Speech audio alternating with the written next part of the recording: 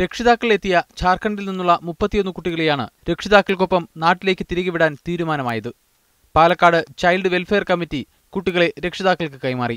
Juvenile justice act അനുസരിച്ച് ഇതിനെ ക്രമപ്പെടുത്താൻ തന്നെയാണ് തീരുമാനിച്ചിരിക്കുന്നത്. അങ്ങനെ വരുമ്പോൾ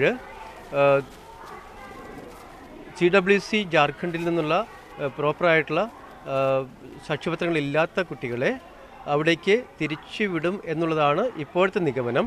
7 കുട്ടികൾ മുക്കം ഓർഫനേജിൽ പഠിച്ചുകൊണ്ടിരിക്കുന്നവരാണെന്ന് ബോധ്യപ്പെട്ടു. ഇവരെ കോഴിക്കോട് CWCക്ക് കൈമാറും. മുക്കം ഓർഫനേജിൽ പഠിക്കുന്നതായ രേഖകൾ വീട്ടിൽ മറന്നുവെച്ചതാണ് ഇവർക്ക് വിനയായത്. ഇവരെ പിന്നീട് മുക്കം ഓർഫനേജിന് തന്നെ കൈമാറിയേക്കും. പാലക്കാട് ഓർഫനേജിൽ ബാക്കിയുള്ള ഝാർഖണ്ഡുകാരായ 118 കുട്ടികളെ തിരിച്ചു കൊണ്ടുപോകാനാണ് ധാരണ. രക്ഷിതാക്കൾ എത്താത്ത കുട്ടികളെയും രേഖകൾ ഇല്ലാത്ത കുട്ടികളെയും സംസ്ഥാനത്തേക്ക് തിരികെ കൊണ്ടുപോകാൻ ഝാർഖണ്ഡ് ലേബർ കമ്മീഷണർ മനീഷ് രഞ്ജൻ ഉദ്യോഗസ്ഥർക്ക് നിർദ്ദേശം നൽകി.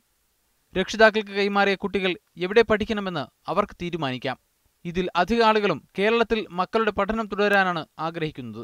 मुक्कम में यहाँ आया हूँ पढ़ाने के लिए उसको, जो मतलब यहाँ पे अच्छा एजुकेशन मिलती है बच्चों को, जो इसलिए यहाँ पे पढ़ाने के लिए लाया हूँ. പാലക്കാട് ഓർഫനേജിൽ താമസിപ്പിച്ചിരിക്കുന്ന ബീഹാറിൽ നിന്നുള്ള 11 കുട്ടികളുടെ കാര്യത്തിൽ ബീഹാർ ഉദ്യോഗസ്ഥർ എത്തിയ ശേഷം മാത്രമേ തീരുമാനമുണ്ടാകൂ. മലപ്പുറം ജില്ലയിലെ വെട്ടത്തൂർ യത്തീംഖാനയിലേക്ക് കൊണ്ടുവന്ന ബംഗാളി കുട്ടികളെ കാണുന്നതിന് ബംഗാൾ ഉദ്യോഗസ്ഥർ ഇന്ന് കേരളത്തിലെത്തും.